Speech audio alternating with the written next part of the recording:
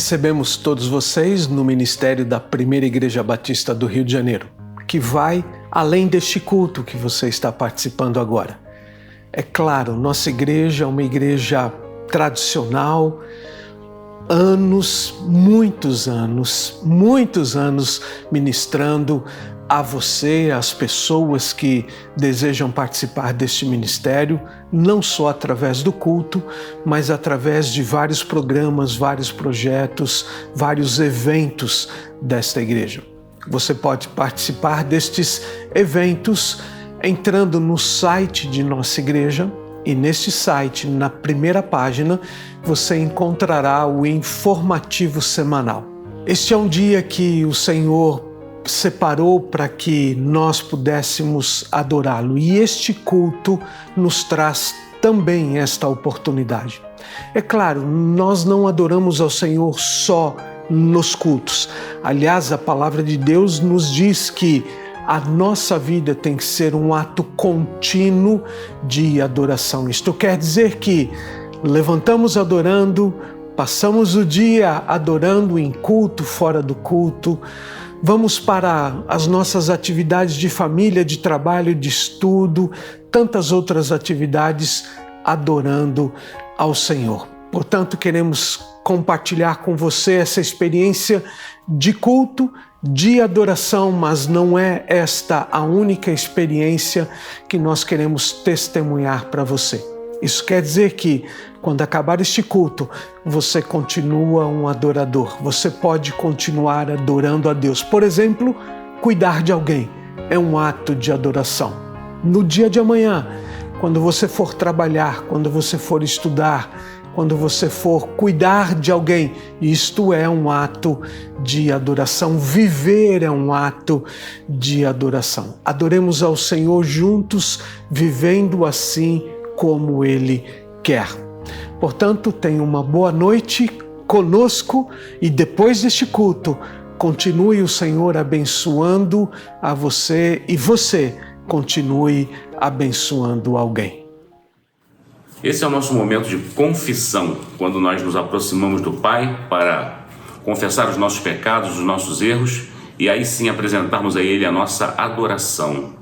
Eu gostaria de compartilhar com você, meu prezado irmão, meu prezado amigo que participa deste momento, de uma passagem bíblica que vem lá do livro de Gênesis, o primeiro livro da Bíblia, no capítulo 35, versículos 2 e 3, quando Jacó recebe uma ordem para partir para Betel. E a ordem também era para que ele lá construísse um altar para adorar a Deus. Mas antes, olha o que a palavra de Deus exorta. Jacó disse à sua família e a todos que estavam com ele: joguem fora todos os seus ídolos pagãos, purifiquem-se e vistam roupas limpas. Vamos a Betel, onde construirei um altar para o Deus que respondeu às minhas orações quando eu estava angustiado. Ele tem estado comigo por onde ando. Olha, que coisa maravilhosa saber que mesmo nos momentos de angústia, mesmo nos momentos de tormenta, Deus tem estado conosco, Deus tem nos amparado, Deus tem nos protegido. Como foi com Jacó, também é conosco nos dias atuais.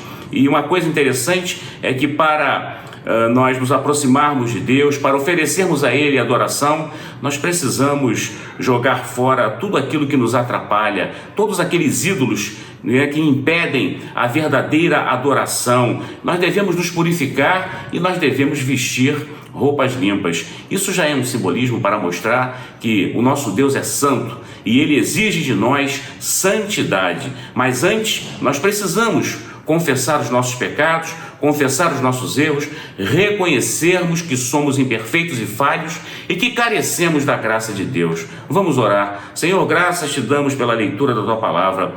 Graças te damos, ó Pai, porque somos sempre chamados à Tua presença, mas antes precisamos jogar fora tudo aquilo que impede uma comunhão contigo, tudo aquilo que atrapalha, Senhor, a nossa comunhão, o nosso relacionamento contigo. E somos também chamados, ó Pai, a purificar-nos e a vestirmos vestes limpas. Ó Senhor, dá que possamos ter essa consciência sempre. Antes de oferecermos a Ti um culto, antes de adorarmos o Teu nome, nós precisamos sim buscar a santificação. Muito obrigado, Senhor, pela leitura da Tua Palavra. Muito obrigado, Senhor, porque dela recebemos o alimento espiritual constante para aplicar em nossas vidas. Renova, Senhor, a nossa fé em Ti constantemente. Fortaleça-nos, ó Pai. Dá-nos sempre a presença do Espírito Santo e que possamos, Senhor, fazer a parte que nos cabe, purificar-nos, vestirmos roupas limpas e jogarmos fora tudo aquilo que impede uma verdadeira comunhão contigo. Nós oramos, Senhor, em nome de Jesus. Amém.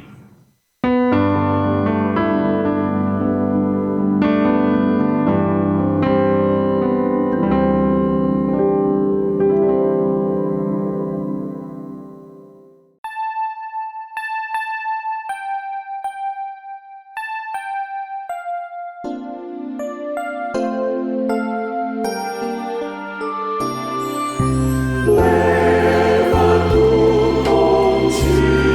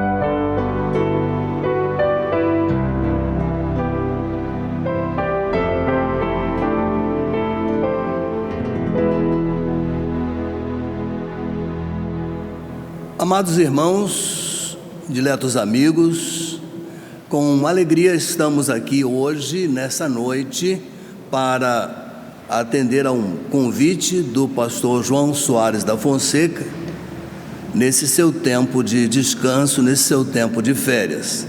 Para ele, o meu grande abraço, para a irmã Peg, o abraço da minha esposa, a irmã Graça, casada comigo há 49 anos, feitos agora em 20 de janeiro.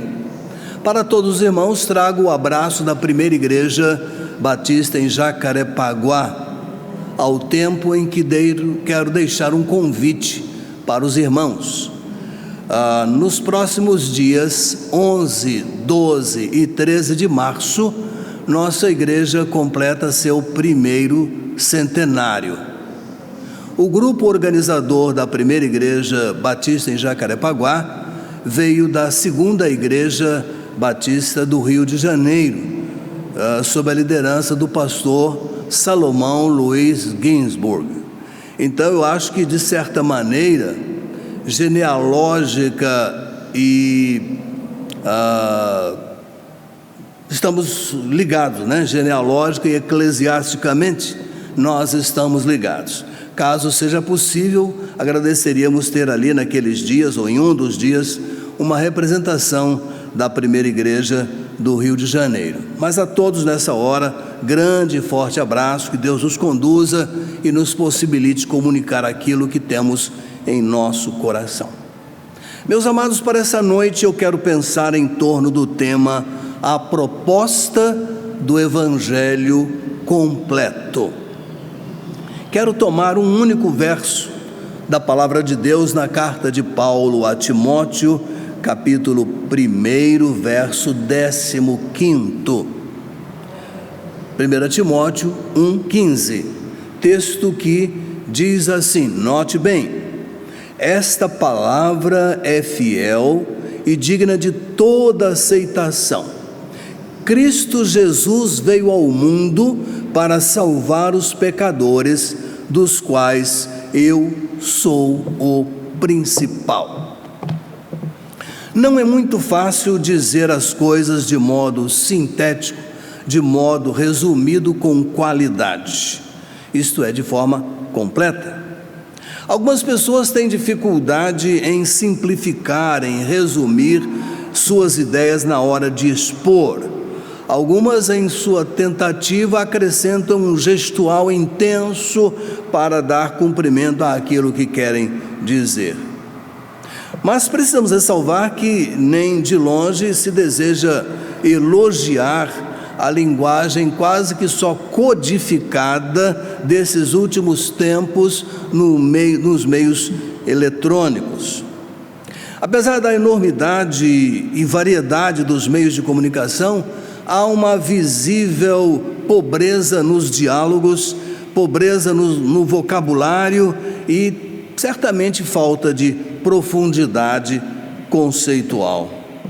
Ainda precisamos ressaltar que os meios televisivos e assemelhados deixam pouca margem para a elaboração de quem os assiste.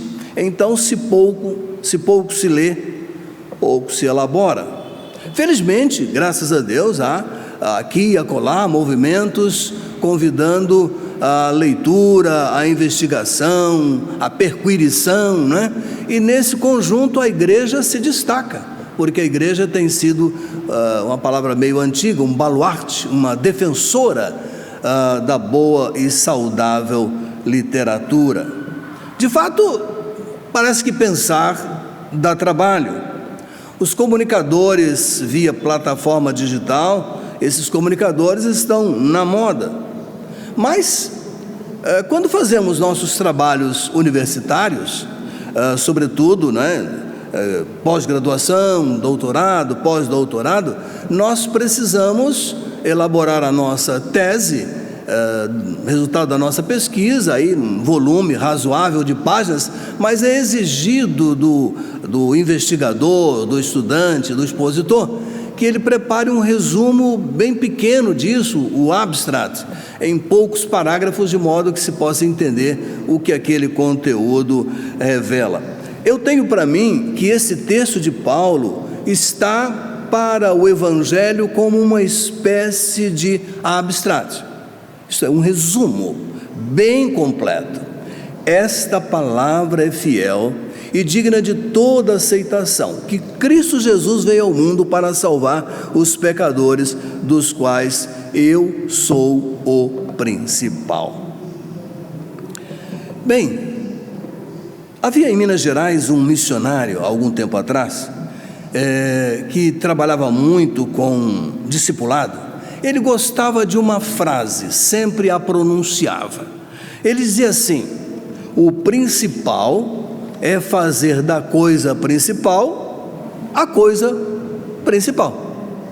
Não é um jogo de palavras. De fato, há uma verdade aqui bem significativa.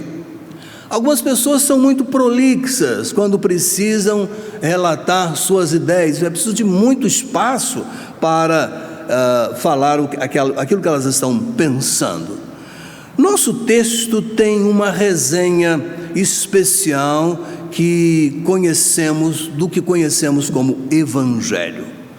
Paulo foi grandemente dirigido pelo Espírito Santo ao propor esse texto a Timóteo e que nos chega como realmente um abstrato, um resumo, uma resenha daquilo que é o Evangelho. O texto é enxuto, é objetivo, é direto, é claro e é lógico. E nele eu levantei algumas palavras, algumas eu vou usar, outras não, mas olhando para o texto, temos aqui palavra fiel, temos aqui Jesus Cristo, temos aqui veio ao mundo salvar pecadores, sou o principal. Não seguindo exatamente essa ordem, quero comentar algumas poucas palavras desse conjunto que já é em si uma bela de uma resenha. A primeira que quero destacar, eu digo que ela é perfeitamente descritiva, a palavra pecadores. Como é que diz o texto? Vamos recordar, vamos lembrar. Esta palavra é fiel, digna de toda aceitação. Cristo Jesus veio ao mundo para salvar os pecadores, dos quais eu sou o principal.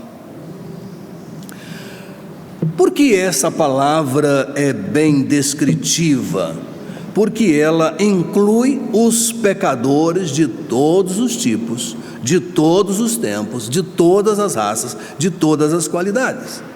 Inclui os pecadores em toda a sua contaminação. É simplesmente uma clara referência aos pecadores todos, sem qualquer limitação, alcança todos. John Newton foi um pastor anglicano, tendo vivido, antes da sua conversão, um triste caminho de ser ele um comerciante de escravos. Mas depois da sua conversão, tornou-se na Inglaterra um grande defensor da abolição da escravatura. Ele tornou-se depois então um grande pregador, um grande compositor de hinos, alguns dos quais muitíssimo conhecidos, Nos dias que navegou pelos mares, naquele barco de traficantes, ele então desceu ao que nós poderíamos dizer ao mais baixo nível do comprometimento pecaminoso, tornando-se ele um comerciante de vidas, levando-as ao sofrimento. Mas quando se converteu, ele preparou uma tabuleta e colocou num lugar muito visível do seu quarto de estudos, e nela estava escrito assim: você, dizendo ele para ele mesmo, você deve lembrar que foi um escravo na terra do Egito e que o Senhor, seu Deus, redimiu você. Clara referência ao período em que o povo de Deus esteve escravizado naquela terra e que foi liberto de lá. John Newton compôs o seu próprio epitáfio. E é um pouquinho grande o texto, que diz assim, vou ler tal qual encontrei. Ele escreveu de próprio punho essa palavra: John Newton, pastor, tempos atrás infiel e libertino, contrabandista de escravos na África, que pela misericórdia do nosso Salvador Jesus Cristo, Senhor e Salvador Jesus Cristo, foi preservado, restaurado, perdoado e nomeado para pregar a fé por tanto tempo, que por tanto tempo tinha trabalhado para destruir. Então, Newton nunca esqueceu que era um pecador perdido, tampouco como fez Paulo aqui. Mas devemos lembrar que essa recordação que ele desejava manter presente não representava uma ação tórrida de sofrimento por não sentir o perdão da parte do Senhor. Ao contrário, ele desejava sempre lembrar-se de que tinha sido, Deus o perdoou, a fim de que não se ensoberbecesse, né? Não era a mesma coisa que sentir-se a vida inteira atordoado pela incerteza do perdão. Vamos recordar o texto? Esta palavra é fiel, digna de toda aceitação. Jesus Cristo veio ao mundo para salvar os pecadores, dos quais eu sou o principal. A segunda palavra que desejo destacar, esse texto tem uma palavra adequadamente ampla para o resgate. Qual a palavra? Salvar. Há várias coisas que Cristo não veio fazer, e eu não vou enunciar todas, algumas coisas que ele não veio fazer. Ele não veio nos condenar, a palavra garante que ele não veio condenar o homem, ao contrário, sua postura foi muito outra. Ele não veio ajudar-nos, dando-nos assim um pequeno toque inicial para que nós, por nós mesmos, pudéssemos alcançar por nós mesmos a salvação. Ele deu só um impulso, ele não veio fazer isso. Também não veio salvar-nos parcialmente, deixando para nosso trabalho posterior retornar aqui, reincorporar para ainda pagar alguma coisa por conta da multidão dos nossos pecados, e também não deixou aqui escrito, determinado, que após nossa partida alguém precisasse ainda fazer alguma coisa. Também não veio para deixar-nos satisfeitos com a mensagem temporal, trazendo-nos uma vida equilibrada, harmoniosa, saudável, familiar. Tudo isso ele quer e tudo isso ele deseja, mas esse não foi o seu foco, essa não foi a sua proposta. Também não veio para proporcionar apenas a salvação do castigo dos pecados, mas sim numa perspectiva bem real também do poder do pecado e do prejuízo eterno causado pelo pecado. Algumas coisas que ele não veio fazer, não é? Mas algumas que ele veio fazer. Há, entretanto, então, algumas que ele veio fazer. Veio salvar os pecadores da contaminação dos seus pecados. E essa palavra contaminação está no ar, não é? Há algum tempo estou aposentado, então já tem um tempo que isso que vou falar aconteceu, mas foi uma vivência que causou grande incômodo. Há anos atrás, bastante tempo atrás, quando a AIDS era uma enfermidade pouco controlada, os remédios eram poucos e muita gente chegava ao fim. Estava trabalhando numa unidade escolar quando a coordenadora me chamou, enquanto pastor, né, para ajudar na intermediação de uma situação. Uma das nossas alunas havia sido detectada soro positivo. Poucas informações, muita turbulência, né? Então, me sentei com ela, conversei bem alongadamente, já tinha luzes sobre esse assunto, mas a comunidade escolar estava meio agitada. Então foi necessário fazer reuniões, explicar, mostrar e, naturalmente, exigir os cuidados. Essa era a sombra. No pastorado efetivo da igreja, um certo dia, um homem vivendo essa realidade, lá em tempos ainda bem antigos, E nós também ficamos assim, desconfortáveis, até que eu reuni a igreja, expliquei todas as coisas, esse homem se converteu mesmo, teve o seu final de vida realmente diante do Senhor, com muita qualidade de arrependimento. Guardo até uma Bíblia que cedi para ele, e após o seu falecimento a família me devolveu. Contaminação, o pecado contaminou. Nesses dias vivi a história da Covid, não é? E graças a Deus fisicamente não causou grandes transtornos. Eu diria até que não fosse a necessidade da quarentena e do cuidado com as pessoas. Eu tenho lá em casa uma mãe de 95 anos e uma esposa com a mesma idade que eu teria, enfim, poderia desenvolver tudo, mas eu guardei a quarentena. Que horrível sentir-se na condição de poder contaminar. Houve um dia que minha esposa apareceu com alguns sintomas, eu acho que era um pouco psicológico, corremos para fazer o exame, o teste nela, porque quando eu fiz o meu, graças a Deus, o dela não revelou nada, e eu estava me culpando tanto, eu contaminei, eu contagiei. Graças a Deus deu negativo, e ela não teve nada, bem como minha mãe nada teve. Então aqui nós temos que o Senhor veio livrar-nos dessa contaminação. Entre as coisas principais que Cristo veio fazer foi salvar os pecadores da contaminação do seu pecado. O homem não precisa viver mais segregado. Ele tem o perdão e a restauração de sua vida. Ele tem o teste negativado.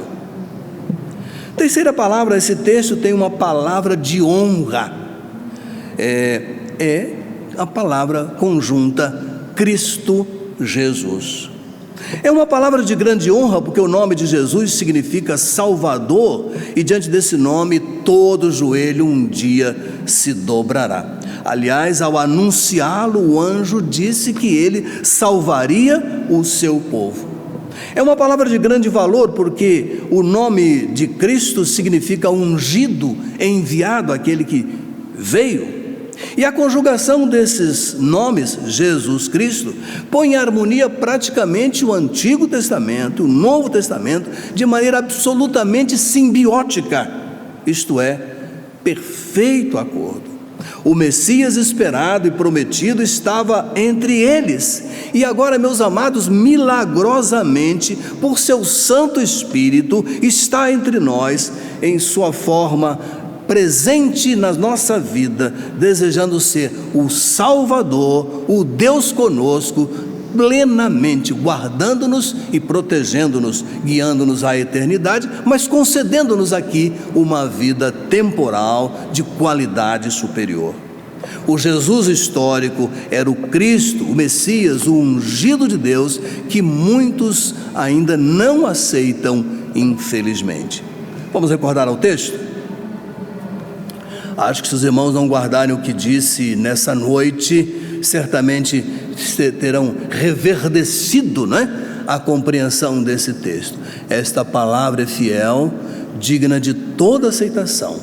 Cristo Jesus veio ao mundo para salvar os pecadores, dos quais eu sou o principal.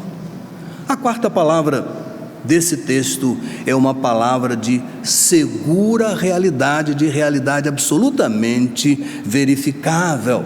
Qual é? Veio ao mundo. Que Jesus veio ao mundo é um fato histórico, e mesmo quem duvida talvez que aquele Jesus fosse o Cristo de Deus, mas não tem coragem de duvidar que de fato Jesus existiu no tempo e no espaço.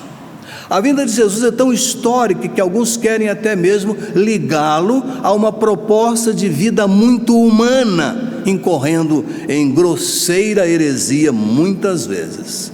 Até que tivesse relacionamentos bem humanos. Ele os teve. Ele sentiu sede, ele sentiu fome, ele sentiu cansaço, ele amou, ele expressou ira sem pecado, só nunca pecou. Felizmente, verdade bíblica. Nós sabemos, mais do que pela fé, que ele existiu antes de vir ao mundo, e entendemos que sua vinda foi apenas uma mudança de forma e não um começo de existência. Veio ao mundo, e isso foi uma disposição absolutamente voluntária, absolutamente obediente ao desejo do Pai. Veio ao mundo e aqui permaneceu o tempo necessário para completar, consumar, realizar essa obra. E um dia, lá naquele Calvário, ele pôde dizer: está consumado. A obra completa, realizada, preparada, disponível para quem se entendesse pecador, olhando para ele, recebesse a salvação. Mas a última palavra que desejo explorar nesse texto, esse texto é uma palavra de decisão pessoal, isto é, digna de toda aceitação. O texto tem isso, vocês se lembram, a gente leu, está escrito aqui, fiel, digna de toda aceitação, isto é, possível de ser aceita pela qualidade da sua verdade, pela qualidade do seu argumento, pela qualidade do seu assentamento junto à vontade de Deus. Mas isso demanda dizer que sua proposta de salvação está lastreada na qualidade, no conteúdo e na competência do que ela pode realizar. Diante disso, fica absolutamente claro que os que entram em contato com esse texto precisam de alguma reação, isto é, exatamente o que o texto requer. Aliás, diante de Jesus, ninguém pode ficar sem uma decisão. E até o fato de você não pronunciar-se por vezes já é, sabemos, um tipo de decisão. Mas qual é a decisão que a gente deseja diante dessa palavra? Paulo diz dos pecadores, do qual eu sou um deles, e ele se coloca como o principal deles. É que devemos confessar nosso estado pecaminoso. Precisamos compreender a necessidade de um estado de humilhação e reconhecimento diante de Deus, diante de tudo que Jesus veio fazer e fez e realizou. Ele nos veio trazer o Evangelho completo. Paulo sintetizou aqui isso muito bem. Precisamos de apropriação por um ato de fé daquilo que ele trouxe com sua vida, sua morte e sua ressurreição, que comemoramos sempre. E aquele que se converte ao Senhor Jesus e o aceita como seu Salvador, tem a ressurreição diariamente no seu coração.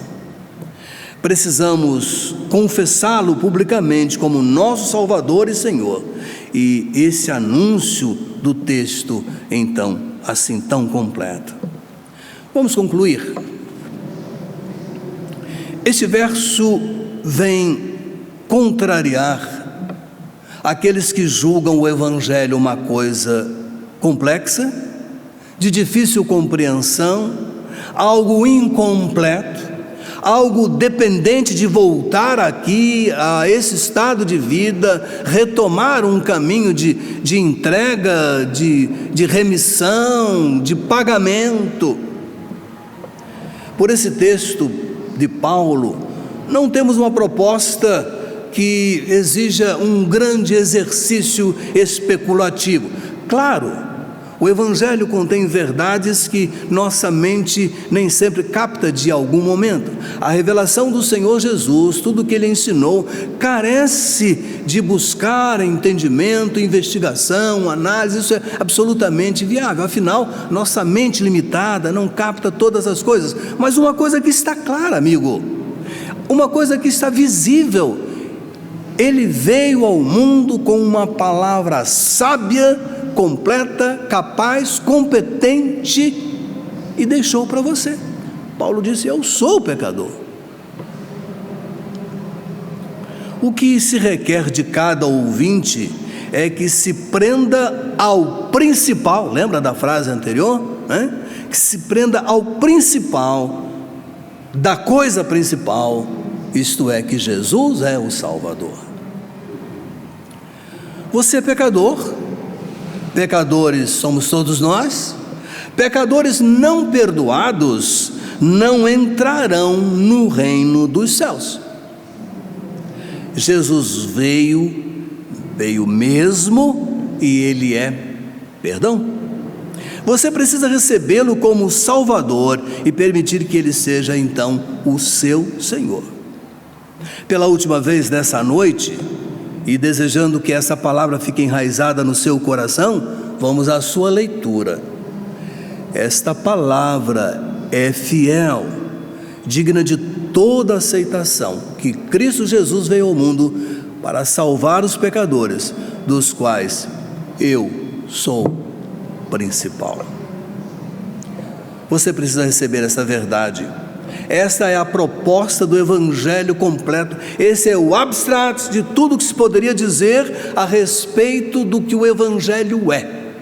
Quem o trouxe, com que propósito o trouxe, o valor da palavra desse Evangelho e a qualificação de que somos, quem somos? Pecadores, carentes da graça de Deus e do perdão do Senhor Jesus. Nessa noite colocamos mais uma vez, então, a proposta do Evangelho completo. E letrado ou pós-doutor, entendo que podemos compreender essa verdade. A palavra é verdadeira, é digna para ser aceita. Cristo Jesus efetivamente veio com um propósito de resgatar, de salvar. Veio para todos, mas você e eu somos o viés pessoal desse Evangelho que é para todos. O que nessa noite desejamos é que você aceite o Senhor Jesus como aquele que veio resgatar a sua vida, tanto quanto resgatou a minha, e tenho vivido na sua dependência e na sua presença. Que Deus abençoe os irmãos que estão acompanhando esse culto, cultuando ao Senhor, e aqueles que vierem no futuro a acessar essa transmissão e possam entender perfeitamente que está derramado sobre todos nós a graça salvadora de Cristo Jesus. Ela é verdade, ela é completa, ela abençoa todos, e quem nos trouxe foi o Senhor Jesus. Que Ele nos abençoe, que Ele nos ajude, e que o Santo Espírito, trabalhando no seu coração, o conduza a crer na sua palavra, na justiça, no juízo, na remissão dos seus pecados. Que Deus te abençoe. Amém.